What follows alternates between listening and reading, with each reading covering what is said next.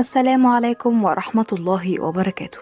في البداية كده خلينا نتفق إن لو كل معرفتك دلوقتي عن الإعدام أو التعذيب إن هو الشنق، فأحب أقولك إن أنت ما حضرتش التعذيب اللي كان بيحصل في العصور الوسطى،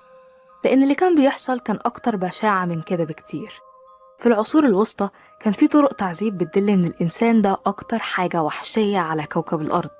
والحكومات بتاعت العصور الوسطى كانت بتتفنن في إنها تلاقي طرق تعذيب تخلي المتهم أو الضحية اللي هما بيعذبوها يتمنى الموت 100 مرة علشان يتخلص من العذاب اللي هو فيه.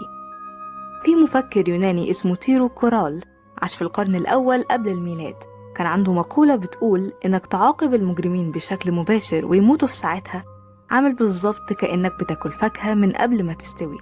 فزي ما انت لازم تسيب الفاكهة عشان تستوي، لازم برضو تخلي المجرمين دول يتعذبوا في الأول قبل ما يموتوا.